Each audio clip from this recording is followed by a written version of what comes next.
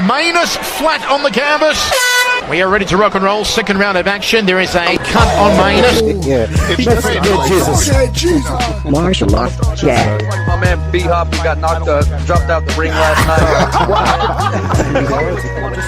I need a little judo baby. I need me a little judo baby, and let's do it, Rhonda. Let's hit me up. See you were telling me this. You got a face for radio. That's got a face for radio. That's nice. Martial arts. Chat. Martial arts. Chat. And welcome to the Martial Arts Chat podcast. On this episode, we're looking ahead to Glam Wars 35. It takes place at the Crown Plaza in Belfast on Saturday, the 8th of June. We're speaking with the fighters from that card, including Sean Devine, Youssef Jafar, Matthew Frail, and Carol Gallagher. Before we get into the chat, just a quick shout out to our sponsors, A1 Fight Gear. A1 Fight Gear use the latest cutting edge boxing gloves for professional and amateur fighters, gym enthusiasts and kickboxers.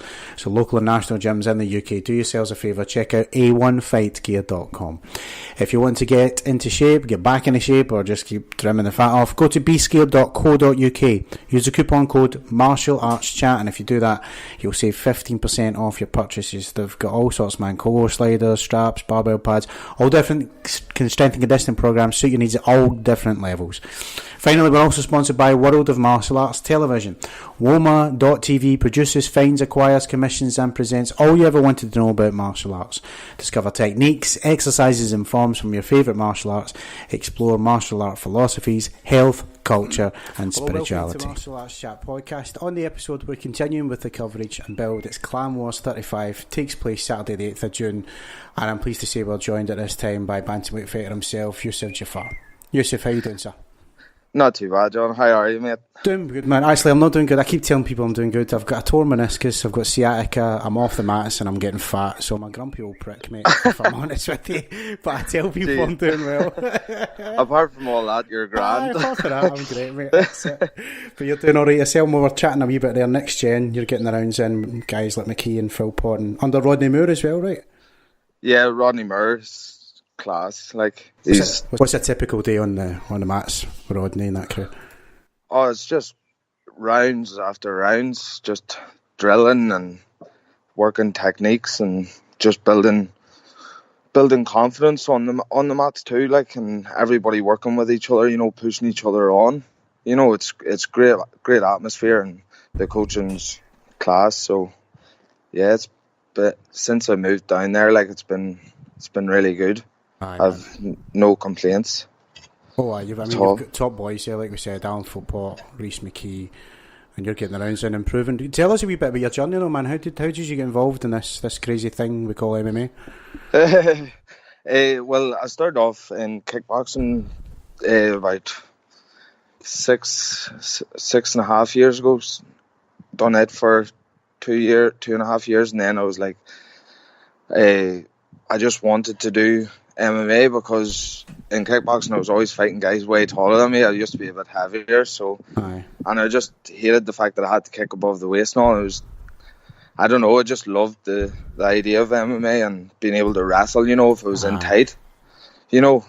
So, and I thought it suited my style as well, my body type as well. So, yeah, just then I took the notion to go down to EFR, Davy Patterson, trained and fought out of there for 2.5 years, and then that relationship sort of broke down. So moved to Next Gen, and Rodney's been amazing, like support and, you know, welcome.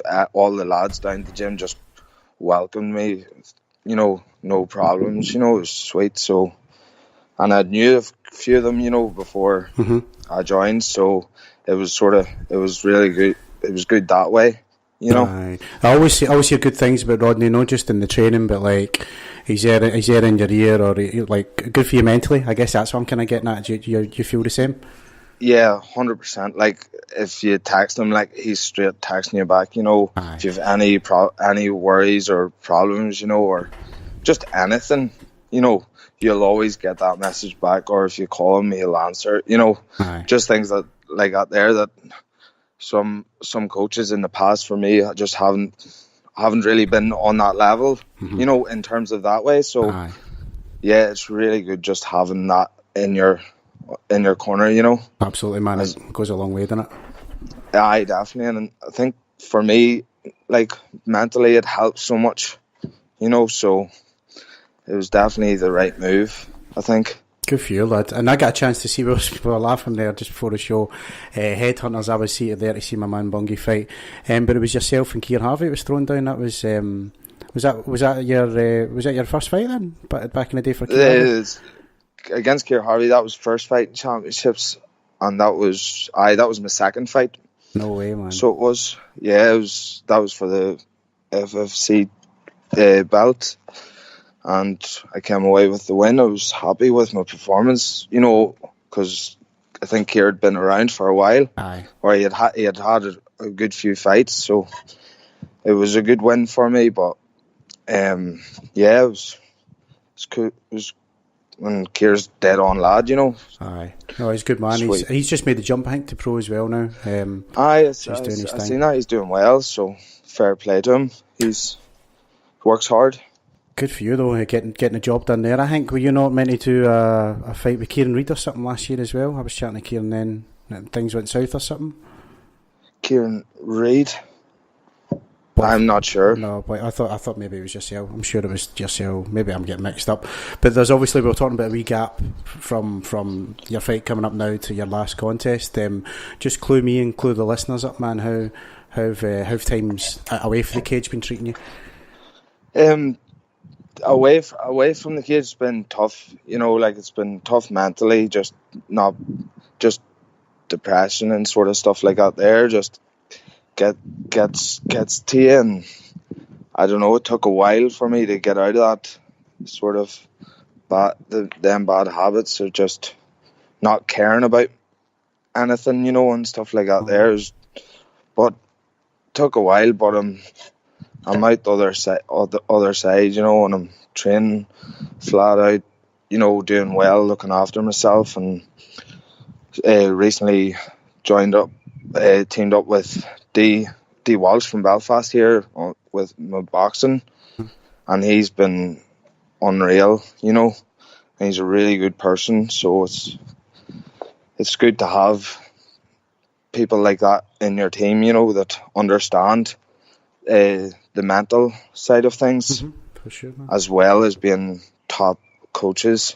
So yeah, I'm improving. I'd like nice to hear you open up about.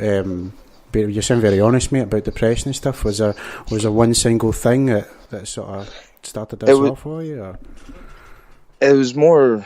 It's just there's multiple things that sort of just together just made it. It just all sort of hit me, and then it took a while to get my head around it, and sort of. I'll be honest, I did fall out of love for the sport after like having to sort of leaving my EFR, you know. It was just, and like the relationship breaking down with my coach with my coach, and I sort of, I don't know, it just really got to me, and then I did get down, depressed and stuff like that there. Then when I joined Rodney, it was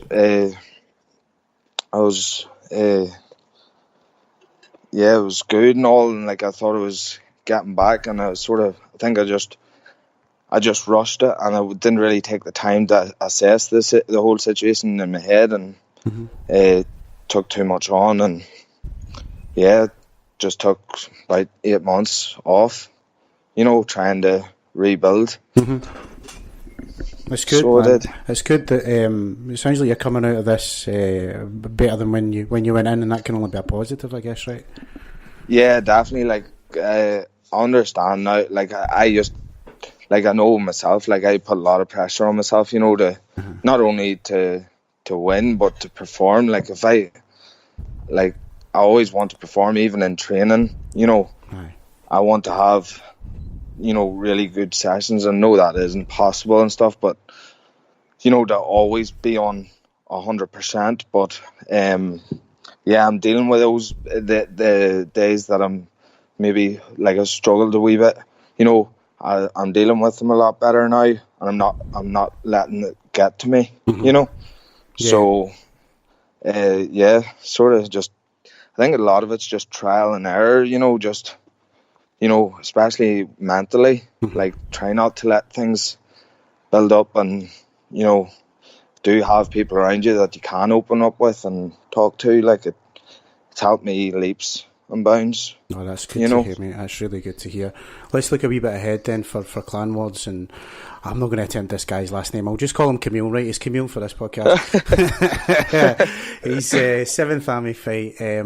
You were talking there about, your journey and your philosophies and your belief and your guys round about you. When I talk to guys in the amateur scene, a lot of it's just exactly that. They don't really look at their opponents much, or they don't buy much stock into it.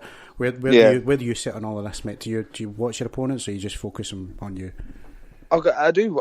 I focus on myself, obviously, in my own game. Like, and I do watch my opponent just to sort of see what they half expect, Yeah, of course. And then, like, obviously, I'm just working on my game. Like Rodney says, like, doesn't matter what he does. Like, if you tell a mechanic, all your car's broken, he's not going to bring 2 tools with him and then try and fix the car. Yeah. He'll bring the whole toolbox. Yes. So that's sort of exactly what I'm trying to do in training. Like, I'm working on my strike, I'm working my wrestling, I'm working my takedown defense, everything, my submission game, just because at this point, like, I need to improve. Like, I want to improve my whole game. Like, there's no point in trying to improve one wee part, because I am still amateur. So, and sort of to make that jump to the pro level, I want to improve my whole game. Yeah, exactly. I mean, learning it's how much you want to improve, evolving. I guess that's the name of the game at the moment, isn't it? It sounds, you've got tools there you want to sharpen, and you want to. I imagine you want to add to your toolbox as well, for want of a better phrase. Exactly, 100%. Like even that third time that I took out, like whenever I came back, like the boys in the gym, like that improved so much. So. Like the game's always evolving, so you have to improve. Absolutely. You can't. It's hard to improve all the time, but that's what the aim. Exactly, man. This game moves so fast in it, and just to keep up sometimes is an evolution in itself, man. Especially MMA. MMA is just like, it's such a new sport, man. People forget that it's only 20 odd years old, 30 years maybe, but that's brand new in terms of everything else, right? Yeah, definitely. Changing all the time. Well, listen, I hate asking fighters this next question, but I guess I'm asking it now. After Camille, right, let's say you get the W, what's the plans for the rest of the year? What are you looking to get out of 2019, my friend? I'm not really sure. I suppose that's sort of, what I'm looking at. I want to sort of be making a pro debut at some point, maybe by the end of the year or the start of next. That's my goal, and maybe another couple of amateur fights before that, and we'll see.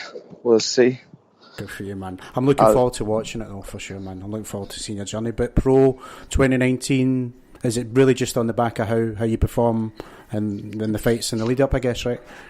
I suppose, I don't like to say it's based on my wins or losses, like, because at the end of the day I know what I'm capable of, Yeah. And but that there's more for experience, just getting in there, and I haven't been in the cage in over like nearly a year and a half, so it's just sort of blowing the cobwebs off. I suppose. And getting back into the mix and putting my name out there, like. Aye, quite right, man. Again.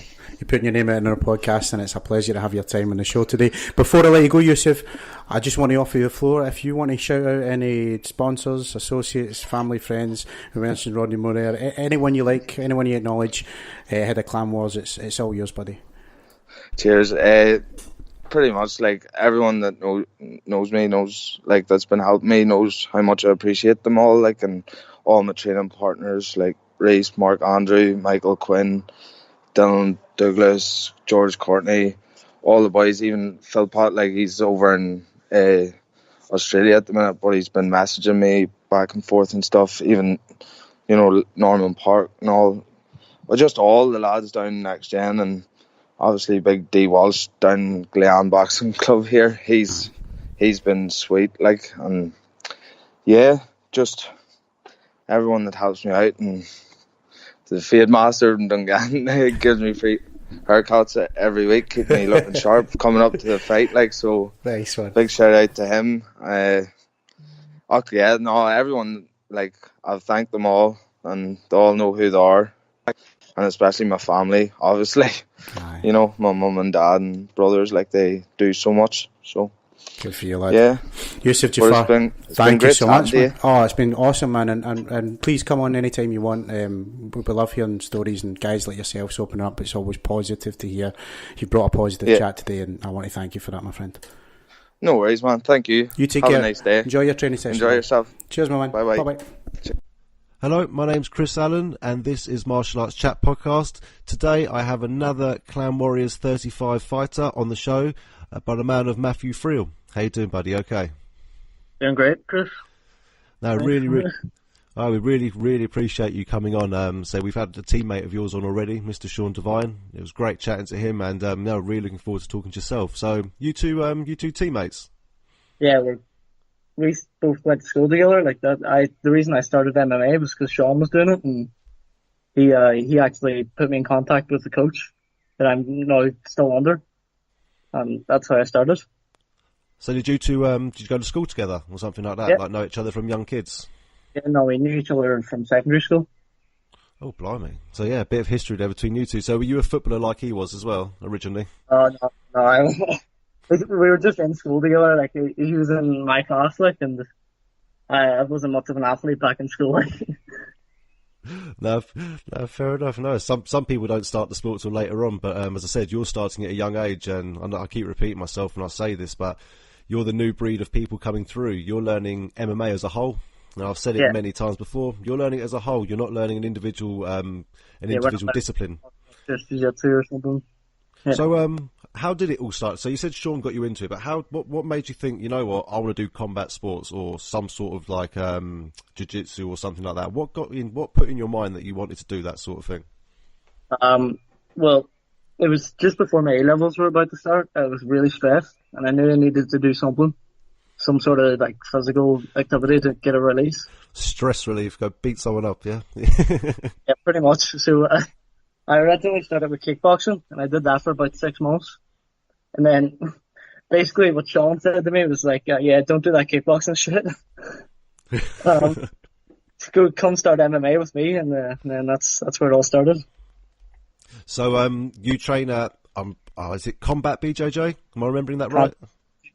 That's it. Yeah, and is the coach Kieran? I forget his surname now. Is that right? Yeah. Yeah. So have you been doing it just as long as Sean has? Did Sean join, then you joined shortly after? So Sean's probably been doing it like probably about 6 months longer than me, and then I started in February 3 years ago. And how many fights you got to your name so far? Because I've checked this out obviously, but for people who don't know you, so let's have a quick backtrack. So what have you done up until your career now? So you're 5 fights in, yeah?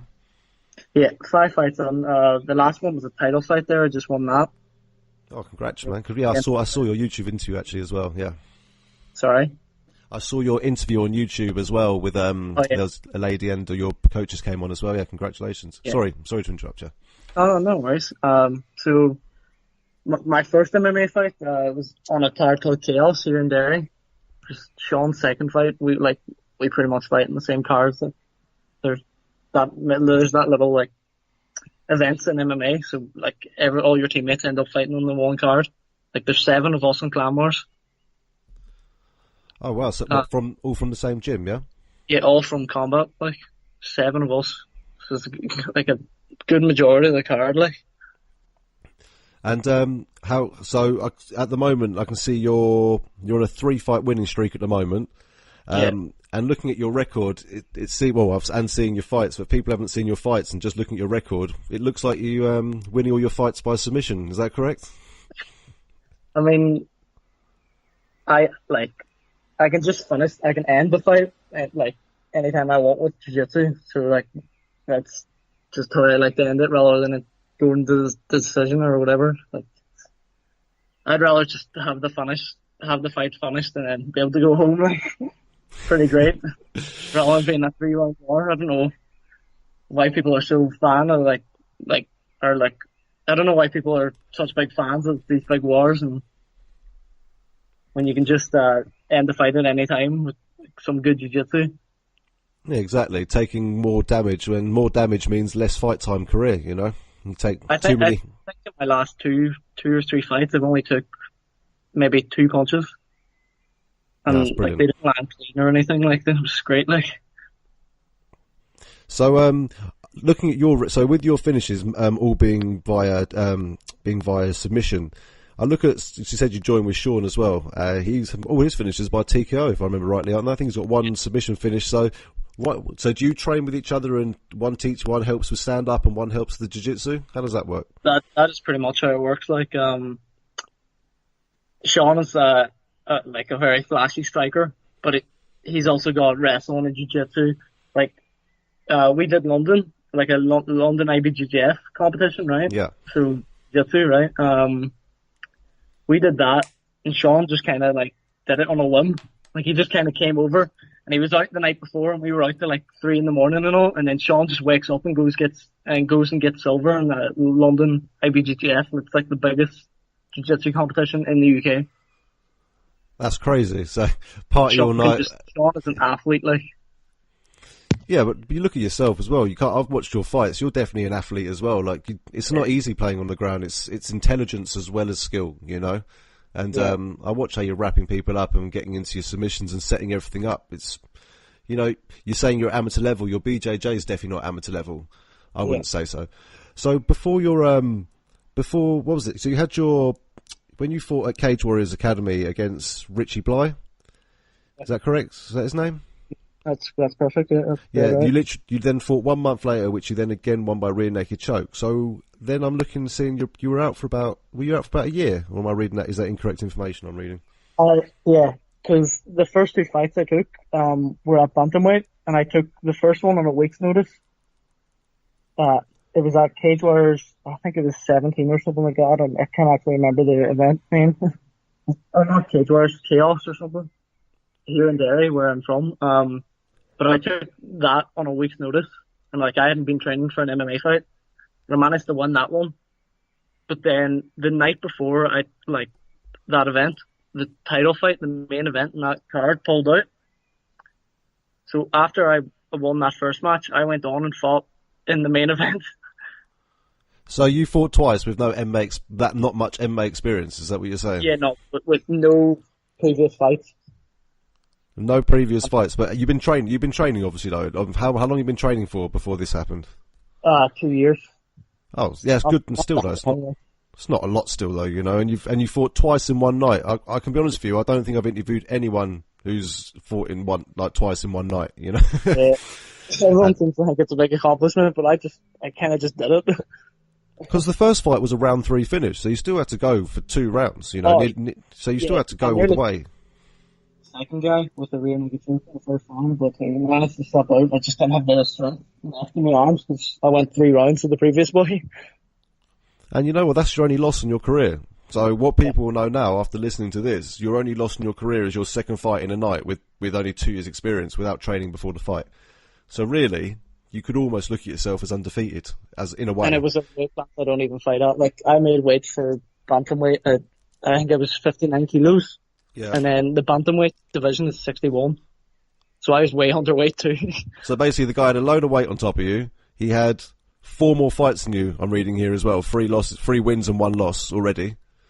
And I'm not going to lie to you, I couldn't find that fight in particular. How did that fight go? Because it doesn't say what round it ended or anything like that. So I know it's your loss. I know you don't want to talk about that one loss, but in my mind, you won that.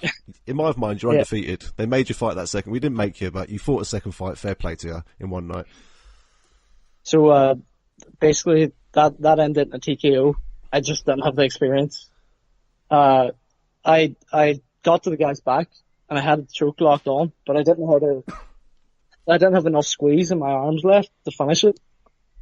But my coach was able to tell me the mistake I made, and I would have finished that fight if it was now. Like, it's just a tiny jiu-jitsu detail that I neglected, and now I know it. I'll never forget it. But he slept out and then finished the fight with a TKO. Yeah, so it's all a learning curve, isn't it? So, yeah. What round did they go to? That was the first round. Yeah, you can't help yourself there. You could think though, you still got into a dominant position at one point where you could have finished the fight. I was about to finish the fight. Like, I could hear him squeezing, or like squealing, like not squealing. I could hear him like wincing. You felt the pain. You heard the blood rush into his head, basically. Like, yeah? when I was squeezing his neck, I could feel it, like, but just couldn't finish it. Some people are tough, mate. Some people can literally like tense their necks up, and I can see here with your jiu-jitsu background, you know what about that sort of stuff. Oh yeah. So, in that year out, did you like do any competitions or anything like that?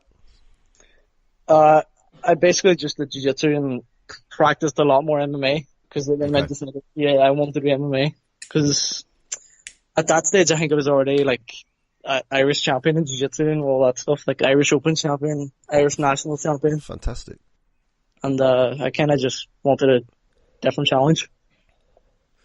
Well, you're not doing too badly at the moment. Started working on the striking, all the other aspects, the wrestling, and then here I am. I think that fight was a year's anniversary yesterday, I think. Let's have a quick look here. So, yeah, you're right, pretty much.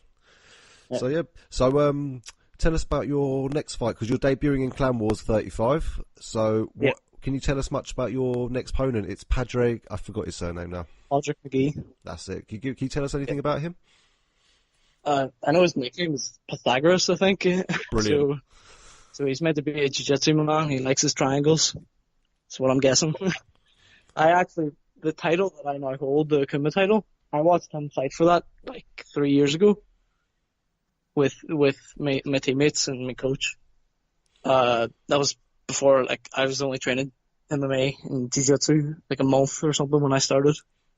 How did you get that title shot straight away? Sorry to interrupt you. How did you get that title shot immediately? Not saying you didn't deserve it, but you went straight into this organisation and had a title shot. How did that come about? Basically, the promoter of Akuma, where I got the title, he watched me in, where was that? Cage Conflict or something like that. Yeah, Cage Conflict. Yeah. Yeah, he seen me there and he goes, if I can get an opponent for the champion, I'll put your boy on. That's what he said to my coach. So he'll put me in, and then that's obviously how we got there, because he couldn't get an opponent, and then I took the fight. Like the previous champion had 20 fights. Like he's 10-10 or something now. He fought the number one bantamweight a few weeks ago. So he's fighting 2 weight classes, and he's pretty good. Like, yeah, some serious, like 19 fights is massive experience. Like that's a lot of cage time, you know. Yeah. And he went 5 rounds with the number one bantamweight in the UK. Oh, do you know? Oh, see, this is me, and you're stepping in there, training MMA at that time. What we're coming up to 3 years, sort of thing, and well, properly, really, only for a year, really. I'd say, you know, you have been, and I was training MMA the entire time, like, but I only really stepped it up after the first fight. Oh, okay, yeah. So you've gone in there against someone with 19 fights, and what round did you finish him in to win the title? First round, minute 35, I think. That's incredible. Was straight takedown, yeah? He threw a kick, and then I threw a kick back, and I wasn't too happy about it. So he caught that kick, and then I rushed into the cage, and he went for a guillotine, and he was never finishing. And then I mounted him, did a wee bit of ground and pound, and then got a triangle in the first round. Oh, amazing, man. No, good for you. Like, really impressive, and really listening to yourself and watching you fight. Really exciting to see what's going to come next. So back to your next opponent. What can you tell us about Padraig, apart from his amazing Pythagoras a nickname that you were saying? I'm not even joking either. That's actually pretty good, to be fair. Fair play to him. Yeah. He's kind of a character too. I don't know if you follow the Clan Wars page on Facebook or anything. Yeah, I do. Yeah. Did you see the laptop when they announced the fight? His laptop. No, I didn't. I probably wasn't paying attention. What was it? Oh, he kind of put a wee joke on it. It was like, sorry, am I allowed to curse in this? Yeah, that's fine. Right, okay, I just wondering. He, like, on the pictures you sent, where you sent in the contract, he put up on the laptop in the background, like, how to live with a small dick or something. So he's a bit of a character, and I know he likes a good scrap too, anyway. So I'm looking forward. He's not your sort of like characters in Smack Talk, Conor McGregor's side of character. We're talking more of a jokey, friendly sort of character. Yeah. Bit of crack, like. Have you two had any words with each other, anything like that? He was actually at my last fight. Oh, okay. I was going to, my granddad actually came to the fight, the title fight. He's 89 years old, and I went up to him after, up to my granddad, and then he was sitting right behind him in the seat I was talking to my granddad from. Patrick McGee came back up, and he goes, "Oh, is your name Matthew? I'm fighting you next." And you're like, "Oh, brilliant." Like awkward. Kind of awkward, but I don't know. Oh, I like the fella, anyways. Some good scraps. That's what I'm saying. I watched him 3 years ago now, or 2 years ago, win the title that I now have. No, so he a few more years experience on me yet. So is he a dominant BJJ sort of guy then? Is that what you reckon his game plan's going to be? I don't really know. He's pretty like lanky too, so he's like I'm not a small flyweight and he's not small anyway. So we're both pretty rangy. So it might be a striking exchange, who knows? But I know both of us have great jiu-jitsu. I've watched them compete in jiu-jitsu a few times too. So, without giving too much away, what's your sort of game plan going into this? So, like, for example, what have you been training in particular leading up to this fight? I just train everything, to be honest. I don't really have a game plan. I just go out in there and feel it out and do whatever I need. That's brilliant. Sometimes that's the best way. Sometimes you have a game plan, you think too much about that game plan, and before you know it, you're being punched in the face. Which, exactly. Don't get me wrong, I've never competed myself in an MMA competition, so I can't relate at all, but it seems like you're very clued up in what you're doing and you can analyse things as it goes along, which is fantastic. So one thing I ask a lot of you amateur guys that are up and coming is what's it going to take for you to make that step to turn pro, or have you already got a thought in your mind about when that's going to happen? Well, the guy that I beat last time for the title, he has a few Clan Wars belts, and I'm gonna ask for a fight against him again for one of them belts, and then get a few more belts under the like, for the waist. You know what I mean? See where we go from there. Yeah, so I guess you don't want to start rushing straight into it. You know, get as many belts and under your over your shoulder, get them back to the gym, put them up on display. That's it. I know. Sorry. I know Podrick was the title contender in the last fight, and he narrowly lost out. To be honest, the other guy really didn't do that much. Just kind of walked forward and got hit. Don't know how he won it, but he did. So if I beat Podrick, I'm sure there's a title shot coming up there somewhere for the Clan Wars. And is that somewhere you see yourself staying for a while in that organisation? You see yourself staying in Clan Wars and trying to dominate that circuit? Well, it's one of the biggest in Ireland. It's one of the most well-known, without a doubt, in the UK and Ireland. Like, it's televised in the BBC. Like, so without a doubt, it's one of the best organisations to be part of. No, that's great. And the BBC have always been a little bit funny with MMA over the years as well, saying we'll never. But it's so to the fact that they actually take the time to show some UK. UK and Northern Ireland stuff is fantastic. Get to see people like yourself, up and comers. You know, a lot of people. You talk to people like MMA nowadays, and it's no disrespect. I'd say 60%, probably 70% of the UK probably only know who Conor McGregor is and Nate Diaz. Yeah, you know, but Conor McGregor and Nate Diaz have done a lot for the sport. Like, oh yeah, before that, nobody knew what MMA was. So as its positives and negatives, I'd say, yeah, I agree with you. So it brought more people. It did bring more people to the sport, 100%. Like they wanted to they really wanted to know, like, oh, what other fighters are going on. But you have got that small handful still that think they're the only two fighters in the UFC. Oh, now they know who Khabib is as well, obviously. See what I mean? Everyone knows who Khabib is. Exactly. But me personally, I'll say I'm a Conor McGregor fan. I think what the guy's done is pretty incredible. The guy the guy was sleeping in his car 6 odd years ago. And look at proper 12 whiskey now. He's made it's worth over $1 billion. They're stating now, you know? Yeah, in that article, yeah. Have you tried it yet? No, I have not. I don't even drink. I'll drink. But do you know what I mean, though? It's what he's done. I don't drink either, but it's made me want to try proper 12 because that's what I keep bloody hearing. Everyone says it's great, like. That's it. It's just great marketing, isn't it? You know, you can't really beat the guy. Buy a few bottles and keep them in the cellar for a few years yet. Yeah, I'll have it when it's next McGregor fight. Well, that could be sitting there for a while, but yeah. Right now. How many days has it been? God, I don't know how long. I don't know. Oh no, it's not 500. It was 500, and then he fought Khabib or something. Yeah, but I've heard they also took him out they're taking him out the pound for pound rankings as well, which you can argue is fair enough in a way. Yeah, it definitely is. The rankings are all over the place. Like, we were watching the UFC last night, and sure, like, did you watch that Jacare fight last night? Yeah, man, I watched the whole card. Yeah, that was an upset for me. Like, I thought Jacare had that, and then never heard of the other fella. But Michael Bisping was like, "Yeah, this guy knows something that we don't know," and I was like, actually, I think there's something going on here. I think Jacare's going to lose this one. Well, yeah, Hermanson's quality, his last few fights were really good. He's one of these ones that's just coming through and dominating. But when I watched it, I was like, I can't believe Jacare is getting like dominated so bad. Not like badly dominated, but he just couldn't do anything. He was getting taken down. He's a jiu-jitsu world champion. Like, it's kind of mad. Exactly. And when he did, Hermanson was quite comfortable sitting in his guard as well. Yeah, exactly. And I was like, that's a bit dangerous. Yeah, it wasn't very offensive off the back, like. Why do you think that was, though? Did you're BJJ better than me. Did Hermanson have a certain position on him or something like that? Do you think like he couldn't move? Is there a certain position or weight you can put in a particular place?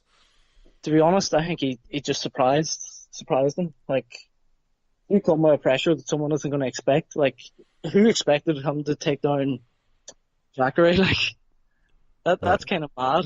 The guy's a beast, man. He's a beast. Yeah, exactly. And I feel for him a bit because he almost guillotined him too at one stage, if I remember right, in the first round, was it? Yeah, and he did. But he got? He did what he had to do. He got to side control, but as he was turning, it just didn't look very nice. But as you said, world champion, he knows what he's doing. Squeezed the face a bit. Yeah, that was a bit. That didn't look right, did it? It's like you see all these nasty submissions, but the worst submission to me is just the neck crank. Watching that, I'm just like, oh. Like the McGregor Khabib one, or not even that. Any of them, to be honest with you. Like, did you see the guillotine last night where the guy's like nose exploded? Oh yeah, I did. He still won the fight though, I believe, didn't he? Yeah, but yeah, he put him in a submission. Yeah, but it was like last second that sub went on. Yeah, the blood just came running out his nose, and he was like upside down, so like it splat up the way, like, and exploded out of his nostrils. Oh, that was crazy. It shows the pressure the chokes can put on the neck and on the arteries in the neck. No, you can see some of the squeeze of some of these UFC fighters. Like, you've seen the video of Ben Askren. I think it's Ben Askren crushing watermelons. The watermelons. Yeah. And he's what? Yeah. He's what? Like a welterweight, middleweight, sort of max. You know what I mean? It's like. Chris Cyborg tried the exact same thing. She couldn't even do it, like, with one watermelon. So that shows you, like, the strength of a wrestler of that caliber. I'd like to see Matt Hughes try. Well, obviously before he got on well, I'd love to see him try and do that. Yeah, I reckon his squeeze would be nasty. Do it now, but Matt Hughes is a beast. He's one of my favorite all-time fighters, without a doubt. Well, he beat some of the best. He beat GSP, he beat BJ Penn. Yeah, and he did it in a dominant fashion. Like, he used to lift boys up and run across the cage. Did you see the powerbomb knockout, the top 10 of all time one? When he the triangle. Well, the guy had him in a triangle. Yeah, that one. Yeah. Yeah. Yeah, I love Matt Hughes. Yeah, it's just a shame what happened to him, obviously, in an accident, brutal accident. You obviously heard about that, didn't you? Yeah. Yeah, so obviously bad than all that restraining order stuff, and I felt sorry for the guy, to be fair, but looks like it's all been sorted out now. But yeah, definitely deserving being in the Hall of Fame, that guy. So who would, Yeah, I know it's a hard question to ask. I know it's like, what's your favourite film? But what fighter what do you like look up to the most? Like, let's say, just say like the UFC side of things at the moment. What sort of fight would you like to say you're stylistically like, or try to, mimic what they do? Oh God, this is a question. I know it's a tough one. I can come back to you. I know he's not in the UFC anymore, but I quite like Demetrius Johnson. Just the way he can do everything. And crazy jiu-jitsu. Man could wrestle for days. And he just knew how to put the striking and all that together. And I think that was what embodies MMA, mixed martial arts as a whole. Like. Yeah, man, I like his just how he moved as well. 1 minute he's in front of you, the next minute he's next to you, and the angles that guy. It's because he's so light. When it's like yourself, because you're quite lightweight guys, you can really move quick, and correct your angles. Same weight class too, like. Take him on, see what happens. Yeah. Where are them ONE FC fights at? Like Thailand or something? Yeah, somewhere in that part of the world, definitely. Yeah, he won his first fight, didn't he? Yeah, he guillotined the guy from off the cage. Lovely, like. Yeah, man. Well, Demetrius Johnson has the best, in my eyes, the best submission of all time in UFC when he jumped up. Was it the flying armbar? Was it the triangle into another? What was it again? No, it was a suplex and an armbar. That was they called it the slam bar. Yeah. Have you ever seen that ever? Have you seen that in any tournaments you've been to or anything like that? I actually did one. I did a high crotch takedown and an armbar once. It was against. Do you know Andy Young? BAMMA champion. No, I'm not too fond. I didn't follow BAMMA too much. No. Yeah, well, he was champion in BAMMA, and I think he used to have a Cage Warriors belt and all too. Okay. He's pro MMA fighter, but I fought him at a competition, and I took up a single leg, and then he went for the Kimura trap thing. Yeah. On the single leg. Well, he did that, and then I did a high crotch, flipped him over, and got him in an armbar. From there, so that's my attempt at the slam bar. High crotch takedown and the arm bar. See what I mean? And you're doing this all at amateur sort of level, Yeah. So your BJJ is definitely there. So looks like, as you're talking about, you want to work more on your striking and stand up, and because your jiu-jitsu is obviously you're taking on top opposition and you're submitting people. You can tick that box. I'm loving every aspect of MMA. I love wrestling. Yeah. Wrestling's probably my favorite sport now, to be honest. The way everyone's just chain themselves together and you're going for it 100%. It's great. I love wrestling classes. That's it. Sorry, go on. Sorry, keep going. I was going to say, wrestling isn't something is big over here. A lot of people have to go abroad to do that sort of stuff, like travel to America and go over there and train with those guys. So it's good. Yeah, see, my coach will have wrestling, or my coach's coach would actually have wrestling qualifications and stuff. So he can teach that to up to a certain level. I can't remember what it is, but he's experienced teaching wrestling, and because our lineage of coaches, we kind of learn all that stuff. Just from my coach, from his, he learned from his coach, and some great techniques. As I said, you get it's just what you're talking about and watching me do. Your ground game is solid, and from what you're telling me, I can understand why. You've got some good people behind you, some good training partners, some great coaches. It's just incredible. One more question I want to ask you. I ask every fighter this question. Who would be your dream fight? It's another tough one, I know. That's a tough one. Any weight class, even if it was Brock Lesnar. Okay. I don't know. What you mean, for me to take part in, or no, just generally? If they could put someone in front of you tomorrow, who would you fight? Well, I would want to fight the best. So whoever's the champion in the UFC or whatever organization's the best in the world. That's the best answer. Yeah, you be the best. So you want to fight the best. Exactly, and we can tell you're not afraid to stand down from a fight. Being offered the title fight straight in an organisation, this guy's got 19 fights. Yeah, no worries, I'll do that. No problem at all. And that's the attitude you need. And do you mind me asking, just confirm how old you are, Matt? I'm 20 now, just turned 20 in February. That's crazy. So you've still got so many years ahead of you. You haven't even hit your prime sort of yet in your career. So it's I'm still a wee boy yet. But you're still submitting people. You're still kicking everyone's ass still. So No, really, really, really impressive. Especially hear what you told me about the Bama guy and submitting him and stuff like that. That's just the cherry on top of the cake sort of thing, So no, very done. Really impressed and really looking forward to seeing your fights coming up. So one more thing I like to do for all the fighters, Matt, is have you got anyone you want to shout out? Any sponsors, any coaches, your gym and training partners? Now's your time to do it, mate.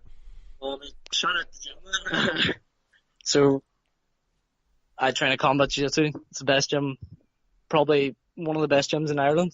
It's the most equipped anyway in the north. Like, it's got its own cage. Most gyms haven't got their own MMA cage. Like, we're the only gym with an actual MMA cage in the city I'm from. And shout out to my coach. Like, he put all the effort into me, and all my teammates. They're fighting in Clamars now in the next few weeks. There's 7 of us. So it's going to be interesting. It's tough already during the training camp because there's that many of us and we're all pushing each other. I've never been fitter in my life, to be honest. Brilliant, man. Great family around you, it sounds like, as well. Yeah. In the gym. I mean, like, we sat up last night and watched the UFC, all of us. Like, it's the best to crack. Like, it's nice. It's very common. You hear that from all you fighters. All your gyms, you all seem to get together for anything. You'll get together to go out for drinks, go out for meals. Watch UFC together, have Christmas parties together. You know what I mean? You always hear it's pretty much 99% of the gyms we talk to are like that, and it's nice to see. No attitude, no big egos. It's great. Like, they're my family. Like, they're my second family. I know a lot of people in that gym more than I know my actual family. It's kind of messed up, but yeah. Well, you train all the time, you're constantly training, so you're probably seeing these people more than you see anyone. 7 days a week. Exactly. So you're seeing these people more than you see your family. Yeah, pretty much. And also, tell us where people can follow you, by the way, man. Like Instagram, Facebook, stuff like that. Oh, God. I don't even know my Instagram here. Hold on a second. That's all right, mate. Take your time, mate. So it's just Matthew Field Matthew _ on Instagram. Sorry, you cut off a bit there, Matt, by the way. You cut off a bit there. Say that again. Start with your Instagram one again. Matthew _ Friedel on Instagram. I need to actually kind of post more. I have loads of stuff to post. I just haven't done it yet. Yeah, I'm kind of lazy when it comes to social media and all that stuff. Sean Devine's the complete opposite. He likes to have everything posted and people to know what he's doing. No, you see the two types of fighters though nowadays, don't you? Someone loves all the social media stuff and someone just can't stand it. So you put, for example, Ben Askren and Jorge Masvidal.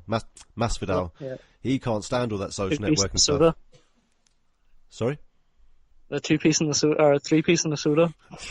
God, yeah.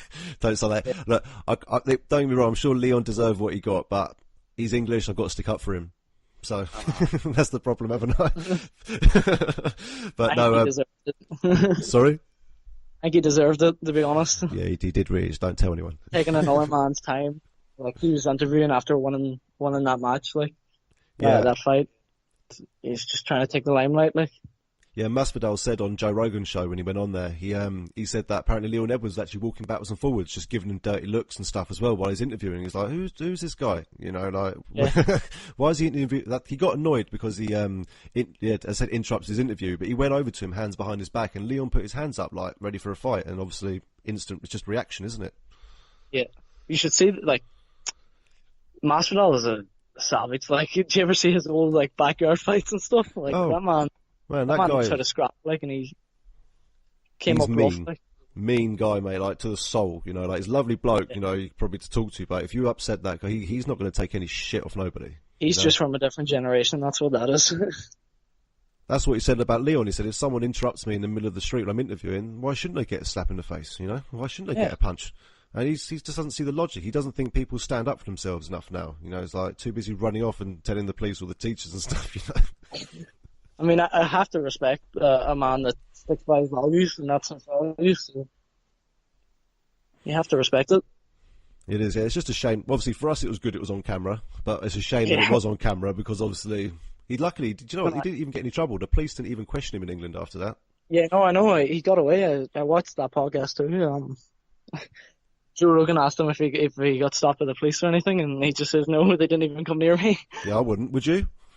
Yeah, who would mess with George Masvidal after knocking out Darren Till? Like, Oh, savage, wasn't it? Yeah, man. Anyway, what I was going to say, I was going to wrap it up there, but Matt, I really appreciate you coming on today, taking the time on a Sunday afternoon, especially, well, Sunday evening now, so it's getting on a little bit, and we really look forward to seeing you in Clan Wars 35, and it's in. Remind me the date of that again, and where people can watch it. it's the 8th of June, and it's. I don't think you can stream this one, so I think it's just you have to get a ticket. For the venue is. Oh god, I can't remember the venue, but it's in Belfast anyway. So. But people can get in touch with you and get tickets if they need to. Yeah, you can get in touch with me, and I'll get you a ticket. So just DM me on Instagram there. I'll give out my Instagram handle there. So. There you are. Contact me. That's. Sorry. What was that? No, it's me, mate. I need to learn when to shut up. No, you're alright. Don't worry.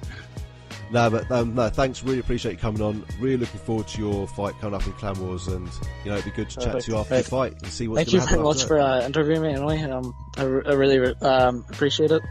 Get the local fighters' names out there and support the young up and coming fighters. Hello, welcome to Martial Arts Chat Podcast, and on the episode we're continuing with the coverage in Build. It's Clan Wars 35, takes place at the Crown Plaza in Belfast, and it's on Saturday the 8th of June. I'm pleased to say we're joined at this time by the defending featherweight champ, Carl Garrick. Carl, how you doing, my friend? Doing very good, John. Thanks for having me on. First interview, so very excited to be here. Oh, it's a pleasure to have you on, big chap. And we were speaking just prior there. I was saying SBG Swords when I was introducing the interviews, but it's no longer, right? Close a wee bit up on some of the changes with Swords and yourselves. Yeah, so there's been a name change from SPG Swords to Team KF. The KF stands for King and Fields, so our two head coaches are Chris Fields and Tom King. So Chris and Tom have decided to leave all association with the SPG brand. Not too much has changed really from the day-to-day things. The major change is really just the name. All classes and all training partners and everybody has stayed put, so it's all going well. Happy days, man. I mean, Tom King, Chris Fields as well, obviously, like two guys that are a big deal, man, in your neck of the woods. What's a typical day like for you over at KF, mate? Yeah, so it's fantastic having Tom and Chris. They work so well together. We have the MMA from Chris and the BJJ from Tom, so it's just such a well-oiled machine. So yeah, like classes run in the morning, classes run in the evening. I work during the day, so the class in the evening suit me best, but every class there, from striking, grappling, wrestling, MMA, BJJ, so it really offers everything. Training's been going fantastic ever since I joined. How long have you been doing the MMA now? Have you're a couple of army fights in? Has it been a few years now in your journey? Yeah, I'd say it's about 3 years now. I think I met Chris when I was training in Blanchardstown about 3 years ago, and when he opened up in Swords, I moved over with him as well. So yeah, been training 3 years in MMA and BJJ, and I think my fight with Michael on June 8th will be my eighth fight. So yeah, I've got a few under my belt. So how did you get into martial arts? You were doing some judo and things growing up, you were saying, aye? Yeah, so I started my martial arts journey when I was 12. Started with judo, did that for about 6 years, got up to blue, did some Japanese jiu-jitsu as well, and some Thai boxing, went in secondary school, and took a break due to travel. I was doing some J1s in New York, but then kind of when I got back, I dove straight into MMA and BJJ. So yeah, I've been doing it about 15 years, I'd say now. Wow, man, that's impressive stuff. What's that's one I'm totally ignorant to, is Japanese jiu-jitsu, man. What do you see as like some of the main differences between that and Brazilian jiu-jitsu, I guess? Yeah, it's a huge difference. Japanese jiu-jitsu, I'd say, kind of has a bit of Aikido in it, has judo in it. It's kind of combined like that. And obviously, completely BJJ is predominantly ground fighting. So yeah, Japanese jiu-jitsu is good. A lot of fancy techniques and stuff in it. Since I've kind of went over to MMA and BJJ, I kind of learned like what real fighting is and stuff like that. It was a lot of fun doing Japanese jiu-jitsu, but I'm just not too sure about how it would effectively work if someone who was trained, who was attacking you. But all the same, it was a good experience doing it. Oh, it's decent to have. I don't want to say odd, but what's the play? What obscure tools in your locker? Because I mean, you think of MMA now. There's so many gyms where I see it's BJJ and wrestling for your grappling, Muay Thai for your stand up. You know what I mean? It's just like it's nice to hear or to see a guy who's got training in another discipline. It's not too far fetched, I suppose, but it offers something different. Do you know what I mean? You don't mess about with any Japanese jiu-jitsu techniques for MMA. Then you don't find the plug in there, no. No, I don't. To be completely honest, now I'm very glad that I started with the judo background. I've carried over very well into MMA, especially the wrestling aspect of it. It's favored me well in my fights and stuff like that. I suppose the Japanese jiu-jitsu, not so much. I didn't do it for too long, so I can't really say I'm too experienced. I think I got up to a green belt in it, but I definitely haven't really touched off it in a good few years. Boxing I did in secondary school has I've carried that with me. Aye, that will see you right for sure. Boxing and wrestling is funny. Like I often hear people saying that obviously one's grappling, one's striking, different disciplines. But the thing I hear most from guys more learned than me, I guess, is that the footwork's so similar. It's easy to transition between the two. Do you find, maybe not in wrestling, but in grappling, and particularly with MMA, like boxing and footwork, it's a nice plug in there? Yeah, no, I think it is. Yeah, like I think especially when you get into the differences, when you really start to tie in together with like boxing, Thai boxing, and wrestling. If you can, like Chris tries to tie them in really well, that you're not just focused in the fight on one aspect. Like if you're wrestling, you're also doing MMA, so wrestling with strikes, jiu-jitsu with strikes to set up the passes, set up the entries. So like you fake the takedown, you've got the big overhand right coming, and you see in the Conor and Khabib fight that worked really well for him. He ended up dropping Conor, and nobody's seen that coming. So kind of working them all in combinations works really well. Absolutely, man. Let's talk a wee bit more about KF then, because one of the big boys I'm familiar with, had him on the show, is James Webb. I imagine that guy's just a monster when it comes to the ground. He right? is. Tell us, man. He's a big guy. He's an absolute beast. I think he just got his brown belt recently after one of his fights, but the big one was when he won the Cage Warriors middleweight belt. It was absolutely huge for the gym. It was the biggest thing kind of that happened to the gym since it opened, and especially since Chris had the belt before that. It was just a real special moment for the gym. It kind of shows the path for everybody coming up, everybody from the teens to even the guys that are amateur or just turning pro. It kind of shows where you can end up, and kind of everybody knows once you get that Cage Warriors belt, you're on your road to going to the UFC. Absolutely, man. He's kicking the door down at Cage Warriors, isn't he? Like the submission after submission takes the title, man. It's impressive stuff. I'm sure there's another boy I saw just signed the Cage Warriors. Is it Ian Gary? Is he one of yours? Ian Gary, yeah. Looks a business. Yeah. I'm very tight with Ian Gary. I really like that guy.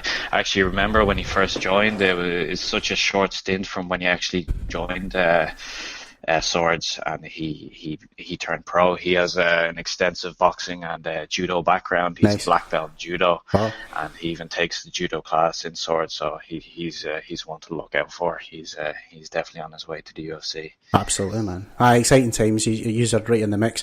Before we get Clan Wars and your fight against Michael, also just well, I tell you what, we'll get to this later. I was going to get you clue me up maybe on further down the line, but I hate asking fighters to look too far ahead. So let's look at 35 then, and we'll talk about your fight with Michael. Do you, when I talk to guys in the AMI scene, it's almost like it's not worth your while checking out your opponent. The important thing is you focus on yourself, your journey, and get the rounds in. Where do you sit on that sort of philosophy, mate?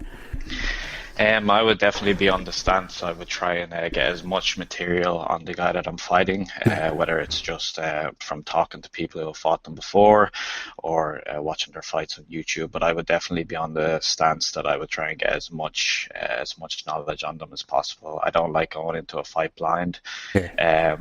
I've heard of people that kind of don't like to watch too much footage and they kind of psych themselves out, but I'm definitely the opposite on that. I prefer to get as much content on them, look at the way they move, how they react to certain things, and whether their takedown defense is good or not. So yeah, I'd definitely be on that stance. Fair play, man. I mean, I guess you probably did that at the last 134 when you took a title. Were you pretty clued up on the boy, aye?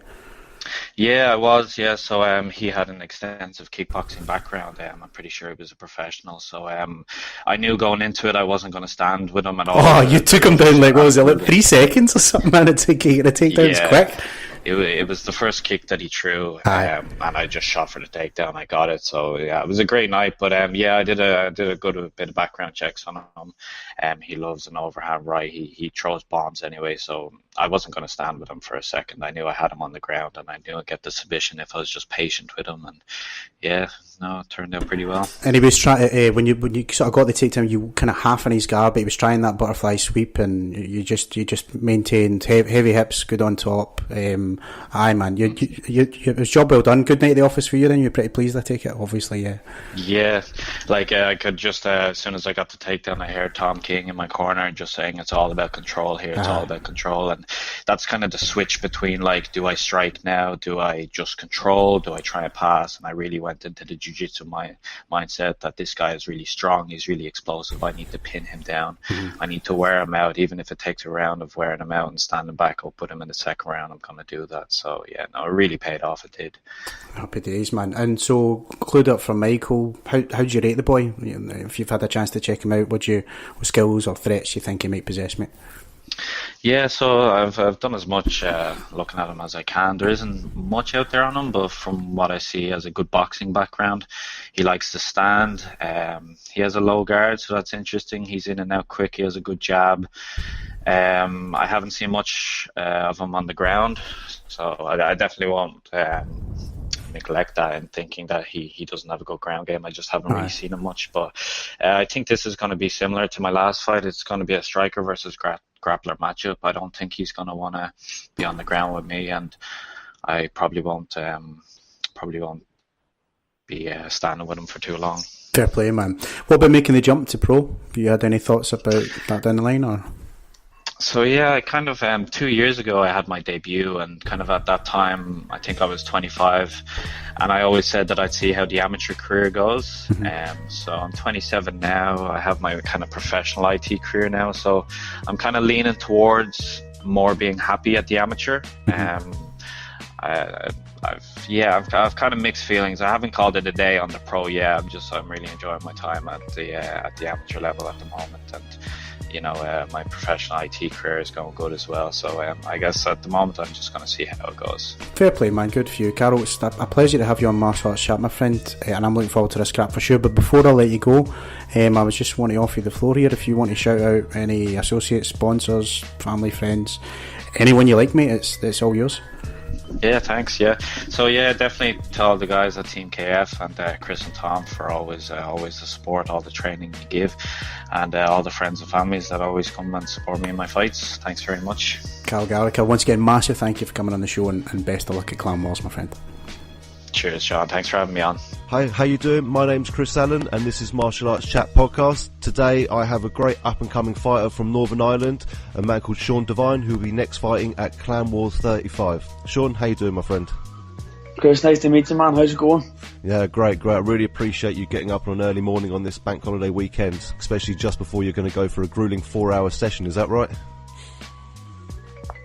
No worries, man. Listen, I appreciate it. Like, I appreciate you taking the time to chat to me. No, and I know you've got training in literally an hour's time, haven't you? I'm training 11, man. I've strength and conditioning at 11. Nice. So what are you training today? What's on the agenda today at training camp? So we start at 11 o'clock at the gym.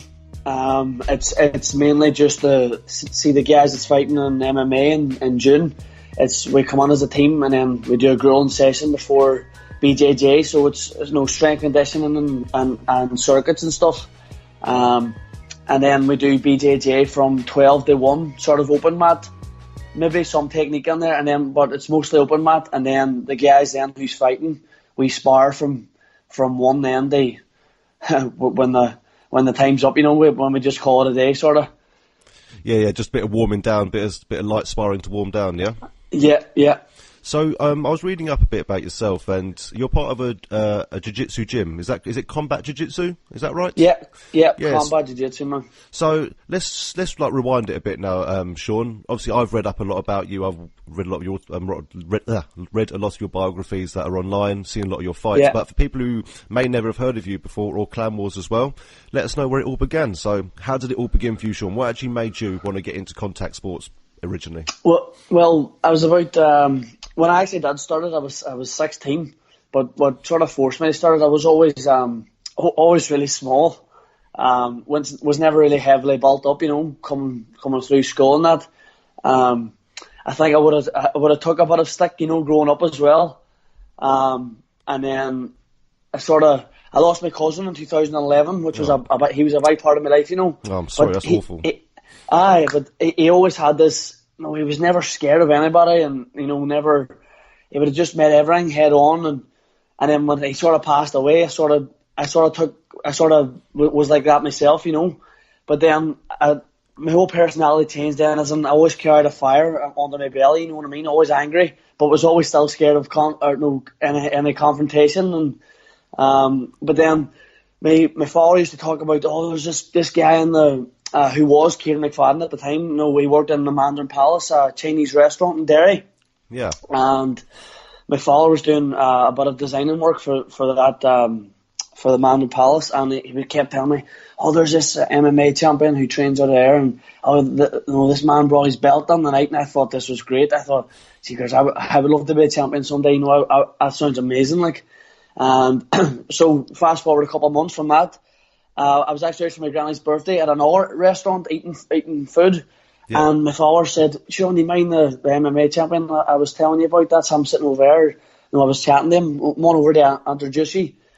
So I went over and I got introduced to Kieran, and I'll never forget speaking to him and telling him, "Listen, I really want to do this." And I'm sure he's had a pile of young boys at the time saying, "Oh, they're going to do it," and then they fall away from it.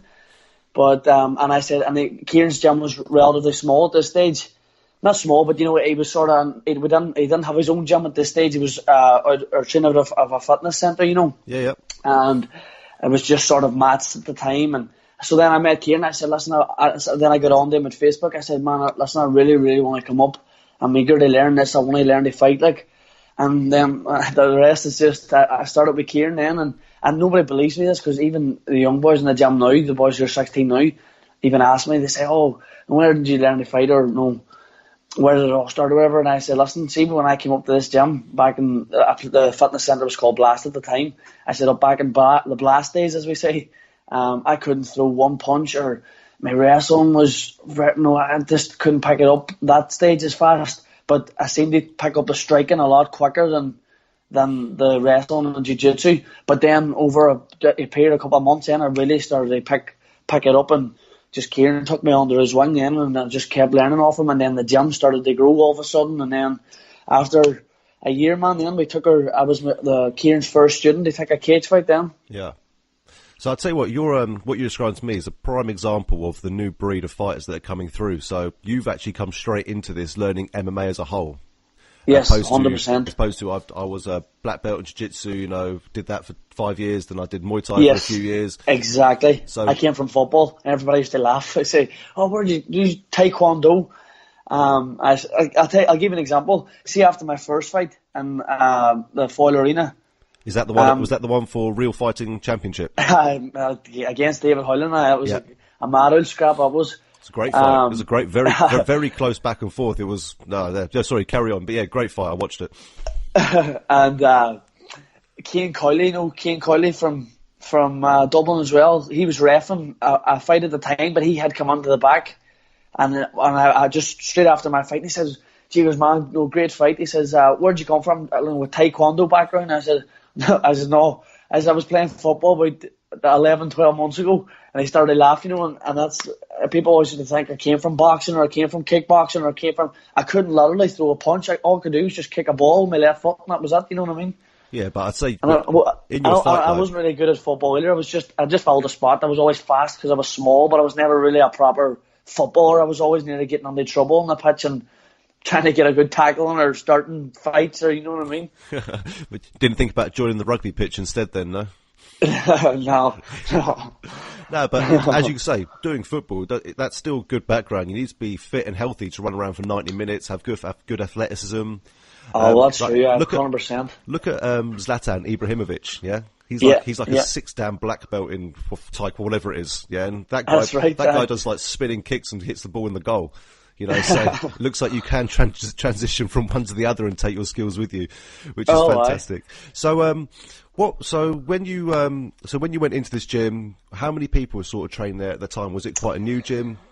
Well, he did train in the shed before my time, before I was there, but when I actually went there, I think maybe the maximum the maximum people you would sort of have in the gym, and this was on like a once in a blue moon, it might even have been 15 maybe, and that was like a good class. All sort of age ranges? Were you the youngest, oldest, or sort of the middle? I was always the youngest. Okay. I was the youngest, and then you know yourself, as it sort of progresses, then the younger breed started to come on. Then I wasn't the youngest anymore, but I seemed to be the youngest at the time, and then again I was just 16, so.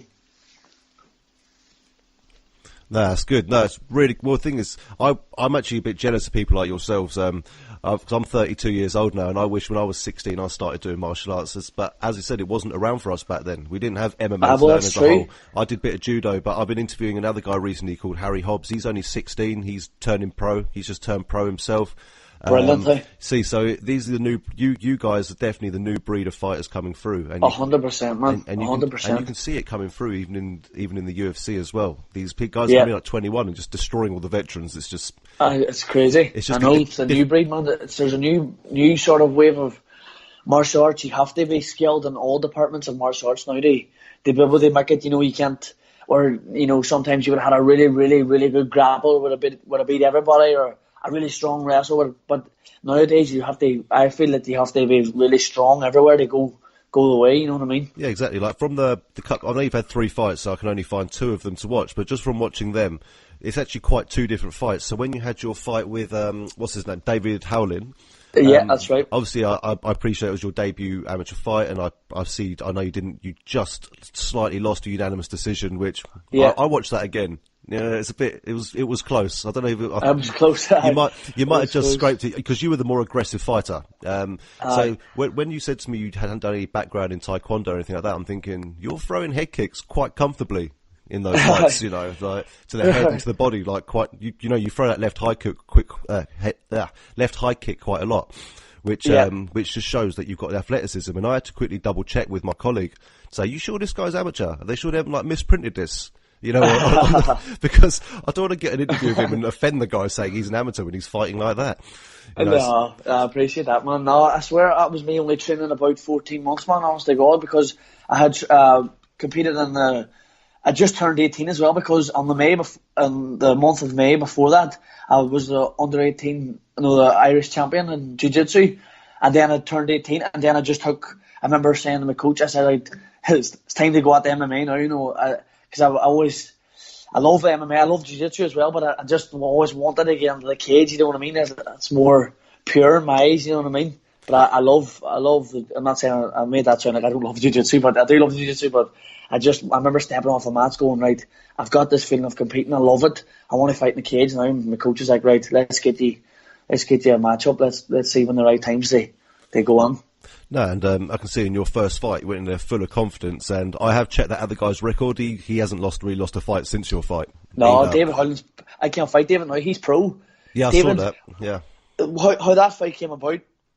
I was meant to fight another guy at the time. Yeah. And he was 0-4, so he had lost 4 fights. So, and I had obviously none at the time. Just turned 18, and this was an older fella again, and then I got a word that he pulled out, and I wasn't used to all this. I wasn't used to. It was my first time ever taking a fight. This is my sort of first fight, if you know what I mean. Yeah. And I remember my coach ringing me saying, "Oh, this boy's pulled out, and it's 2 weeks to fight. What are we going to do?" I said, "Listen, just it doesn't matter now. Because the tickets are sold and all too, and I would hate to let people down, and I'm ready to fight. So just doesn't matter now who it is." And I've always just seemed to carry that attitude now the whole way. You know what I mean? And then again, another boy stepped in that was grand, matched up, ready to go. Then he broke his toe or something. So, and this was only a week out. I was thinking, I'm not going to get a fight in this card. And at the time, the likes of Kieran and Steve Owens, who run the show, they were really promoting the show, so everybody was talking about it, like, you know, and the likes of Paddy Holohan, you know, they were saying, oh, the guest is Paddy Holohan, he's coming to watch all these fights, and the whole area was buzzing about it. There were signs all over the town about it, and so I was like, I don't want to miss this opportunity. This is great for me. It's great for me. And Steve was like, oh, we might have to pull your fight, Sean. I said, Steve, you're not pulling my fight. I said, you better get me a fight. So what happened was, the person David Hoyland was meant to fight, he had, I think he had like so many kickboxing fights as well under his belt. And David Hoyland had multiple kickboxing fights as well, so he was experienced in the game, and obviously coming from a big gym as SBG, you know what I mean? And then, as Steve said, oh, listen, this guy is really, really good. He trains at SBG. He trains with me and the pro team. He says, David Hoyland, listen, his opponent's pulled out. You don't have an opponent. What do you think? I says, let's get it going. Like, and it ended up being the fight of the night. Me and David, we left it all on there. You know what I mean? And he was at that stage. And my first night in the cage was when I stepped into the cage. I've never been in a cage before, and that man's training in a cage week in, week out in the biggest gym in Europe, maybe, you know what I mean? Yeah. And I just sort of stepped in and was on the deep end straight away. And if you watch that fight, when I nearly knocked him out with a right hand in the first round, really rocked him. And then when I hit the cage, I didn't know what to do, because we didn't have a cage in the gym at the time, and I just froze. My coach was shouting, ankle pick. I was like, what even is an ankle pick? I don't know what you're talking about. You know, so, and I always say, if that fight was run back now, I think it would be a completely different story now. Well, I could definitely tell the difference from your first fight. Your first fight, so with David was very much stand-up. Then I obviously didn't get to see your next fight, but your most recent fight, you can see how you really dominated on the ground. That guy was kicking around like a fish out of water underneath you. Like, he just couldn't. It looked, at one point, I thought this was going in fast forward when I was watching it. Yeah. But no. So you showed obviously your ground game, where you've learned a lot of that, because you managed to stay on top of him. You managed to stay in the full mount the whole time. Basically rode him the whole way. So that was sort of the next question I was going to ask you. So your first fight, very close decision.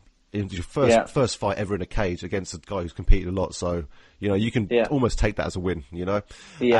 So what changes did you make then after that fight? You went out of the cage, thought, right, this is what I need to do going forward. What did you do to get your next 2 wins? Because you're on a 2-win streak now. How did you get to there? Yeah, well, when I came back, this is my perspective from it. I came out of that there then and was like, right, I was sort of the only MMA fighter in the gym at the time that was sort of competing, you know. Yeah. And I was like, oh, I need to take a wee bit of time off, because it did rock my confidence a wee bit, because I was only 18 at the time, and it was just a new big thing, you know. Yeah.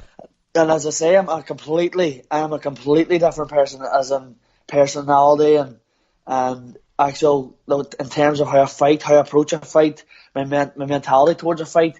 And I understand, I think it all comes from, I've just got more understanding of the fight, and the likes of a cage now to work from. So it's the way I see it, it's nothing we've never seen before now. So, you know, and what I always say when I'm accepting a fight is, listen, I've had my hardest fight, my first one. My debut fight is going to be my hardest fight, and I know that for a fact, because that man's he was a highly ranked blue belt at the time. And you've never been in the cage. New to the game. To tell you what, if he had took me down at that stage, I'm sure he probably could have finished the fight, because I knew a lot, but I was just sort of running on adrenaline at the time, and you know, it was just all new to me, and I didn't really know much about it. That's what I mean. As of now, it would be a completely different story, because, and I'm not just saying this, I am all round very, very, very strong, and I'm in terms of wrestling, jiu-jitsu, and striking, and the people just haven't got to see me. Well, I'll tell you what, see my second fight, the one that you haven't seen. Yeah. In the first round, I came out. And I just, again, started my kickboxing and started to score some big shots. I scored some big heavy head kicks as well.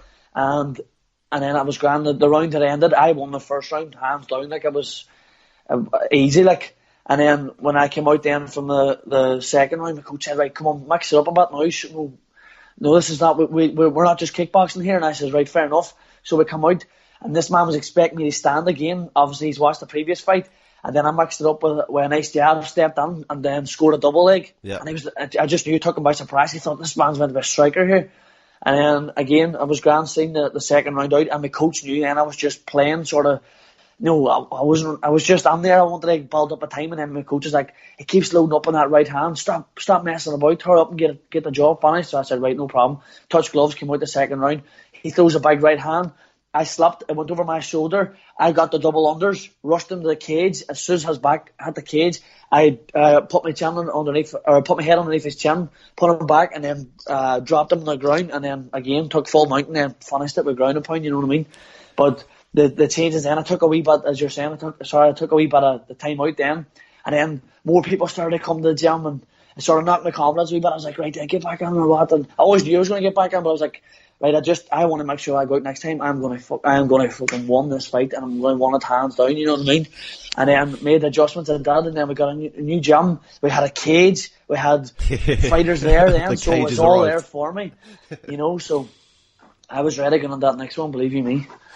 No, so the other fight I like, your most recent fight against, is it Kieran Mahon? How you pronounce his name? Kieran Mahon, that's right. Yeah. So what I loved about that was when the bell rung, I was thought, here we go, and you just run straight at him. I don't think he actually knew the fight started. To be honest with you, I think it was have we started? Have we not? I was like, yeah, he's in your face. You best put your hands up. I was thinking. Yeah, exactly. And I said that. I said as soon as that bell rings, I remember writing me a post on Facebook about my when I had made weight, and let me just say, I didn't have to make 61, or I didn't have to make that championship weight. I personally cut the weight just to show that I see a lot of people collapsing on the scales and boys pulling out because they can't make weight. And the way I see it, if you sign the fight, you show up and you make sure you're on weight. Just even if you're amateur, just carry a professional mindset, and it's and not even that. It's just respect to the other side. You know what I mean? Make sure you're on weight. Make sure you're ready to go and have a good fight. You know what I mean? And I said, as soon as that bell rings, I'm going to come out the gate at 100 miles an hour, and I'll be on his fist by the time he even leaves his corner, and I was. Yeah, you landed a heavy head kick as well, which dropped him, which was fantastic. It dropped him like anything, and then you just jumped straight on top of it. But I'm surprised the ref didn't stop it sooner. The guy was trying to get out, but he wasn't defending that much. I know, I sort of, you know what, I'm not even happy with that fight either, man. Alright, the head kick was probably a good thing, and maybe the control and distance, I knew he was going to shoot, so, but, again, the finish in that fight, I wasn't happy. My arm sort of got fatigued then, and it looked like a good sloppy ground and pound, but like we fixed that even at the gym now. Even last Saturday, we do drills now for the ground and pound and stuff, and on the bags as one of the circuits. Yeah. And it's just different. But listen, I don't even care about that last one, but I just thought it was a bit a sloppy finish. But it's easily corrected. It'll not be sloppy on 8th of June anyway. I'll tell you that one for sure. Yeah, I know, don't take it the wrong way. I couldn't do what you do, so I'm not trying to give you advice or tips or anything like that. But because you come from quite a bit of a BJJ background, let's say, you know, you've done a bit of that with your gym at Combat Jiu-Jitsu. Yeah. He put did you not think about maybe jumping on an arm or jumping on the armbar? Yeah. I did, but I just wanted the TKO finish. Fair enough then. I just wanted. I did see it, and I was going to take it because then I did have his arm trapped. You heard Noel Keefe, the commentator, saying Sean's isolated an arm here, and I was going right, just jump on the arm here. His arm's sitting there, but I was like, no, this man's going out because then he brought his legs back and put his right foot, I think it was, over my shoulder, so I couldn't come down on top of him. No. And I remember saying in my head, once I get this foot off, if I get it off, I'm going to finish this fight, and I'm not letting him score him anymore. And then I managed to get the foot off my shoulder, and then I just thought, right, I'm emptying the gas tank here. This is nearly over. I'm just giving it all I have here, and then luckily it paid off, but. And then again, it could go one way, and I remember saying to myself, right, don't gas yourself here either too. But I wasn't gassed, but my arms did come a bit fatigued then but it is what it is. I got the job done, you know what I mean, on the next to go. Nah, so mate, so that's that 2 first round TKOs then. So both your wins are first round TKOs, yeah? So well, the third round TKO, the last one, and this one was the first 2 back-to-back TKOs I'm coming off now, yeah. Oh, perfect. Yeah, so you good experience from your first fight. You learnt a lot. I'm a very experienced person. It just shows that you've learnt a lot from that, and you definitely have what it takes. Again, it's exciting talking to you guys and watching you guys as the new breed. I know I keep repeating that coming through, but it's just really interesting to watch. It's like, oh my god, these kids are coming through. Don't mind me calling you kids, sorry, young adults. Don't worry, man. Don't worry. They're all coming through, and they're making all the adults look basically inadequate. So exactly. Look at this new guy, you know, we've got in here, Adesanya in the UFC. That's right, he's brilliant. Exactly, and this is the new breed of people. They're all learning MMA as a whole from the beginning. So Yeah. that's fantastic. So your next opponent coming up, please, I'm really sorry if he's listening if I say his name wrong. Is it Rory? Is it just pronounced Rory Lavery? Yeah, Rory Lavery. Rory Lavery, yeah. So what do you know about this guy? Because I've watched a few of his fights as well, and quite a similar style to you, I'd say. Yeah, listen, at the time this one was coming about, then my name was, I came off the last Clan Wars card, and it was like, right, Kieran, my coach, I said, Kieran, get my name on there. I want to fight straight away. I said, and I want somebody who's highly ranked. So that was grand, and then they had sent me through a couple of names. They said, right, this guy's fighting now on it was a Kuma event there. They weren't on about Roy, they were on about a different guy. I was like, yep, no problem. I'll fight him, no problem. I accept it from my side. So then he fought, and then that was grand. I said, Kieran, so what's happening? No, is this fight on or what? Am I getting a contract sent through here? And he said, oh no, they've got back now to say this guy doesn't want it no more. Like, he doesn't want to take a fight, or he had something coming up. Or I was like, right, he saw one of your videos on YouTube. That's why. Maybe I don't know, but I said, right, Kieran, who's next then? Who are we going for next then? He said, right, let me see. And he says, they have a guy Roy Lavery here. And I said, right, whatever, that's okay, let's go. And I said, right, bantamweight then. And they were like, no, they're asking, will you come up? And I was like, what do you mean come up? I said, I fight at bantamweight. Oh, will he not come up and wait? I says, right. I says, Teddy, and then it was going to come to the stage where I wasn't going to have a fight, and all my teammates were matched, and I was starting to freak out about it. I thought, my whole team's on an event, and I'm not going to be on it either. I thought, this isn't happening. So I said, right, I'll tell you what, I'll come up and with. I says, whatever weight he's wanting, and then they were like, oh, super bantam, we'll fight at 63. I says, right, fair enough, I'll come up in, no problem. And it's not a problem to me, I just wanted on my terms, so it's all on Rory's terms here at the minute. But listen, I don't really care. It's only 2 kilos heavier, but I just wanted it to be bantamweight because I didn't think they were going to. My problem was I'm on a 2 fight 1 streak here now, and one more, and you're in good line for a title. You know what I mean? Especially it depends who you beat. Yeah. And normally that's the rules. You won 3, you sort of name in for a title shot or whatever. And then I just said, let's go. Fair enough. We're ready to rock. And that was it. I was actually at Roy's fight on the Sunday past, like the 2 Sundays ago, the Kuma FC Championships. Yeah. And how did he get on there, by the way? Because I don't know if he's updated. He was beat by Dara Toman. Is that because he's on a 2-fight losing streak now, Lavery, isn't he? He started off with 4-0, then he's lost his last 2. Is that correct? He's lost the last 2. So he's going to be looking. So because I'm watching his original fights, very similar to you. Very hungry, very aggressive, forward-pushing bloke, likes to counter-punch a lot, it looks like, as well. That's right, like southpaw. Yeah, you can tell that, and he catches quite a few people, and he's got some ground off his back as well. He's got some submissions as well. So this is actually a very good matchup for you. 100%. As in, not as in, it's easy. It's no way an easy fight for you at all. I'll be completely honest with you. But he's coming off a 2-fight losing streak. He's going to be desperate to get back on the winning streak in. And it's surprising. He's going to be hungry. And watching him as well, just like you, it's surprising to see you're both amateurs. It really is. Seeing the way you both throw kicks. Like, I've seen amateurs fight, and when they throw kicks, punches, you can tell it's not quite there yet. But watching you two, you can definitely see it. So this has got Fight of the Night written all over it. There's going to be fireworks in this one. So 100%. Without giving up too much, obviously, what sort of game plan are you taking into this one? Hey, my game plan's not. At this stage, my game plan's not a secret, man.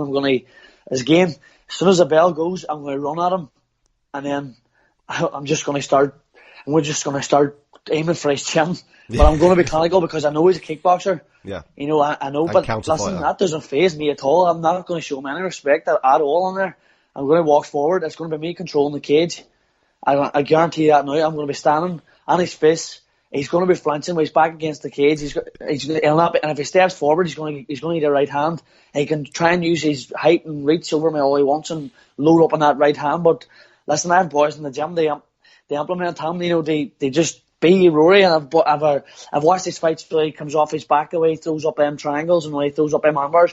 I have the exact same a guy in the gym. It's actually one of my close mates. He's a very highly ranked blue belt. Yeah. And he's just, I see, as soon as I watched the fight, I thought, that man's Tom Elliott there. Like, that's my teammate. I said, that's exactly him there. You know what I mean?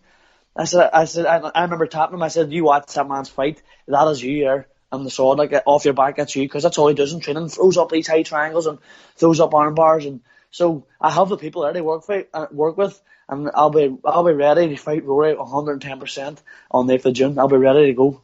No, and I'm really looking forward to watching that one myself. Shame I'm not living exactly where you are, but still a couple of months away. I'll see if we can get flights over, because that'd be that's one. Are you main eventing that? Well, not main event. You won on the top card at all for that fight? I would like to have, maybe I would say so. I would say we're up around the top anyway. You know, you might have your title fights if there is ones there, and then obviously the other fights underneath that. But I would say we'll be well up a card, because they know. You know, they even text me saying when we got this fight sent through, us boys were smiling like. So, but that's what I wanted. I wanted the boys to say, "Oh, this boy's amazing," and then when I go out and beat him, man, it makes me look even better. So. No, and you can see from the fights you've been arranged as well, you can see you're not dodging, you're not just taking on easy fights, you're taking on experienced fighters each time. No, and you see when I get a couple of names through, see for that Chaos one, I get a couple of names through, and I looked at all the records and I chose Adrian, because Adrian was 2-1 maybe, or he was on. His record was better anyway than the other ones, you know, and the other ones were sort of, they're on like a losing streak. So the way I look at it, if you're doing that, then it's alright. It's going to be good anyway. 1-1, but you know, if you beat somebody up there, or beat somebody who's all this big next kickboxer, no, he's all this boy's going to be a champion one day. I'd be like, in my head, I'd be going, I want him, because when I beat him, where does that put me in? Exactly. You know what I mean? Exactly. So let's say you move to higher competition, say your Bellators of the world, yeah, because that's probably your next step, Bellator, Cage Warriors sort of thing. Yeah. You're just going to get your ass handed to you, because exactly. Because if you're just taking on guys with like 1 win and 12 losses and 2 wins and 6 losses, you know, it's just when you get to Bellator and these different levels, it's a different story then, you know. And the good thing is that you're preparing yourself already for that sort of thing. You're taking on guys like that. Well, after watching that Howling guy, and especially watching your opponent Lavery as well. Yeah, and yourself, you could easily be fighting on some of these cards on Bellator and Cage Warriors. Yep, 100%. No disrespect to the fighters they got over there, but I'm looking at some fighters over there with, you know, they've got more losses than wins on some Bellator fighting cards, like the one coming up in Birmingham in June. There's one guy with like 1 win and 3 losses or something on the card. I'm thinking, that's crazy. And so baffles me. And I talk to people like yourselves. I've got another friend of mine called Tom the Canine Green. He's a Bellator fighter as well, and it literally baffles me how these people get on the card with like a negative record. You know? I know. It's crazy, man. So for you then, when is, if do you mind me asking how old you are? I'm 20 years of age, man. 20 years, yeah. So what's the plan going forward, like, say, the next few years? Are you looking to be turning pro by the end of the year? Or? 100. I always say I want to be turning pro by 22. Okay, I want to be turning, even before that now, like, just keep racking up. We're going for the next shows possible, the next fight, and we'll just keep going at it, and then I want to get a belt. I know I'm going to get a belt for sure, and then we'll see. And then again, as you say, it has to. If you fight boys that's nearly turning pro, I know there's a couple of boys out there now who are on the edge of turning pro, a couple of champions. If you go out and smash a boy like that, or you go out and beat somebody really highly ranked in amateurs, really that this, that's what I aim for. And then you're like, right, it could come before that. You just don't know. But 100%, I'll be turning pro. That's not no doubt. Like. No, so you've decided this is going to be your career going forward now. You're going to fully focus on becoming a MMA fighter as a long-lasting career now. Is that the plan? Oh, 100%, man, 100%. Oh, I'm so jealous, I'm not going to lie. I was doing judo when I was like 4 years old. All we had was like judo, stuff like that. So I was doing judo for 10 years, then I played rugby, then I found women and alcohol, so here we are. So good for you, because most kids or young adults your age now are sitting at home, drinking, smoking, playing Fortnite, stuff like. Hey, you might still do that. Okay. No. Don't get me wrong. I have a drink and all with my mates, but when it's time to get the head down and graph, I'm the type of person where I'll do my fight, I'll 100%, and I put my heart and soul into the training camp, because bear in mind I cut big weight as well. I literally put my heart and soul. I'd be ready to fight. That's one thing for sure. I can say 100% about myself. At the end of a training camp, I'm in the best shape of my life, and I'm ready to rock. I seriously don't believe there's anybody going to beat me. I mean that. See, when I'm standing on them scales, I'm like, this is up now. I've made weight. I've put on the work. I haven't turned any stones, or I haven't unturned any stones. And even this time, there's seven of us boys, including myself. And we were just saying last night there when we were sparring, the Wednesday night, there's no easy spars in this gym anymore. No, there's times you were coming in and it was, you were getting sort of, oh, wait, this will be a wee braver. These boys, everybody's in the one boat now, and they're like, we're fighting as well. No, everybody's coming for each other's heads, like, and obviously not injuring each other, obviously smart sparring, but, it's just high pace all the time, and you're going with different heights, different weights, different, we have a light heavyweight up in the gym now, he's fighting as well, and, it's mental, like, it's an absolute pleasure, like, and I do want to give a shout out to my team, definitely, like, it's a great group of, I just think we're different to everybody else because we have such a, and it might sound cheesy or corny, but I'm serious, like, we have such a tight group in that gym.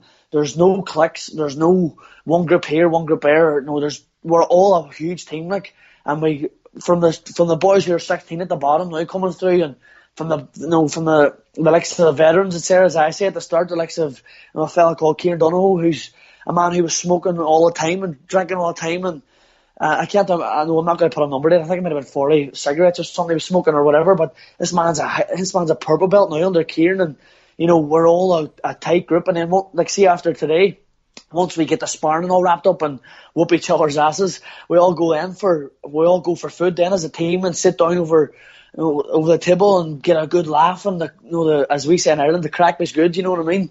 Yeah. And it's just such a tight group, and like the likes of Kieran invites us out to his house, and we'd have UFC nights and Kieran's, the whole team, and it's such a great group of fellas up there, like, and girls as well, you know what I mean? And we're such a tight group, man. It goes such a long way, like, you know what I mean? Well, when you're practicing a full contact sport, the last thing you need is an idiot up there who thinks he's the biggest hard man ever going, Exactly. So that's why it's nice to have your family around you. It is like your second family, as you say. Man, it is. Which you do find, just a band of brothers, like. And you do find that with a lot of MMA gyms. It's very, no disrespect to other gyms like boxing gyms and whatever, but I've generally found with MMA gyms, everyone just gets on. You don't have that one person really, do you? And if you do, they don't last very long.